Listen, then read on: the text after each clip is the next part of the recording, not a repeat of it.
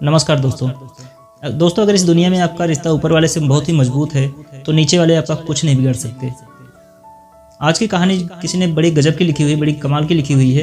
ये लिखते हैं कि मैं एक दिन फल लेने के लिए मंडी गया और वहाँ मंडी में देख रहा हूँ कि एक रेड़े पर कुछ फल रखे हुए थे, पर उस फल का मालिक जो था, रेड़े का मालिक जो था, दुकानदार जो था, वो वहाँ पे नहीं था।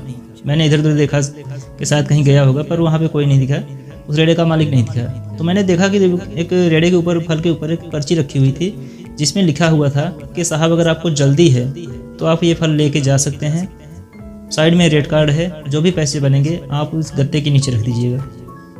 क्योंकि मुझे बार बार घर जाना पड़ता है, मेरी बूढ़ी माँ है जिसकी तबीयत अक्सर ख़राब रहा करती है, मुझे उनके दवा के लिए, उनके खाना के लिए, उनके टॉयलेट के लिए बार बार मुझे घर जाना पड़ता है।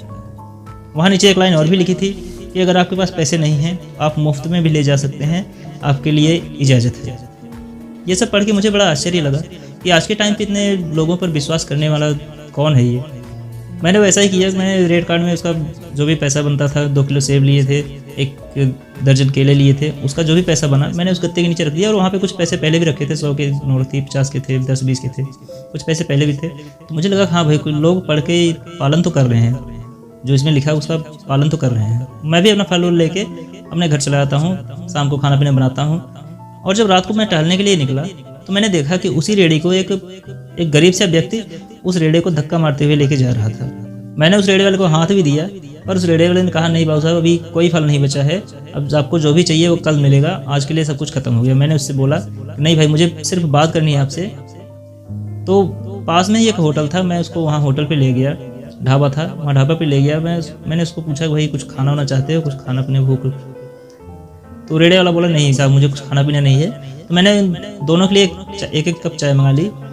मैं उससे पूछने लगा कि ये जो रेड कार्ड वाली बात है, जो पर्ची वाली बात है, ये सब क्या है? आज के टाइम पे आपको नहीं लगता कि ये मेरे फल चोरी हो जाएंगे, मेरे पैसे चोरी हो जाएंगे? आपको नहीं लगता?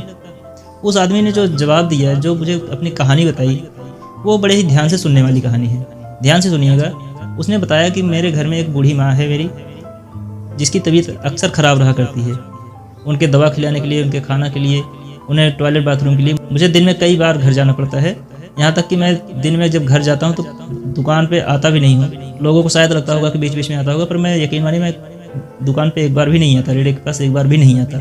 इसका कारण ये है कि मेरी माँ कहती है कि बेटा तू जब घर पे नहीं रहता तो मुझे बड़ी बेचैनी सी होती है, मुझे बड़ा ही अजीब लगता है, इसलिए तू घर पे रह कर। मैंने माँ से बोला माँ, अगर मैं काम नहीं करूँगा तो आपकी दवा कहाँ से आएंगे, खान खर्चा कहाँ से होगा, और बाकी खर्चे कहाँ से आएंगे? मेरी माँ ने एक बात बताई कि बेटा तू भगवान पे भरोसा रख के अपनी रेडी को मंडी में लगा दिया कर, और यकीन मान कि तेरा एक भी रुपया इधर से उधर नहीं होगा।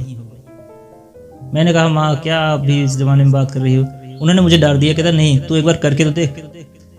साहब मैंने वाकई वैसा किया और मुझे हो गया लगभग 2 साल हो गए। मेरा रोज़ का काम हो गया, मैं सुबह जाता हूँ, रेडी लगा देता हूँ, रेडी पे फल रख देता हूँ और वहाँ पे पर्ची भी रख देता हूँ, रेड कार्ड रख देता हूँ।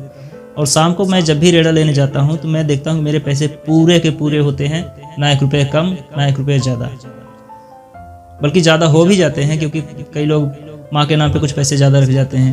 यहाँ तक कि एक छोटी बच्ची ने माँ के लिए कुछ खाना रख दिया था और उसमें पर्ची लिख दी थी कि आपके ये खाना आपकी माँ के लिए। और यकीन मानिए साहब कि माँ के आशीर्वाद से और ऊपर वाले के आशीर्वाद से मुझे जो कुछ भी ज़रूरत होती है, मुझे जो भी आवश्यकता होती है, ज़रूरत की सामान, मुझे सब मिल जाता है। इस कहानी से हमें 2 बातें सीखने को मिलती हैं।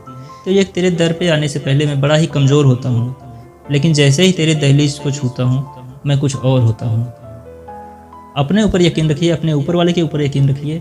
इस दुनिया में ऐसी कोई चीज़ नहीं है जो आपकी ज़रूरत की चीज़ें आपको नहीं मिलेंगी। इस दुनिया में देर है पर अंधेर नहीं है।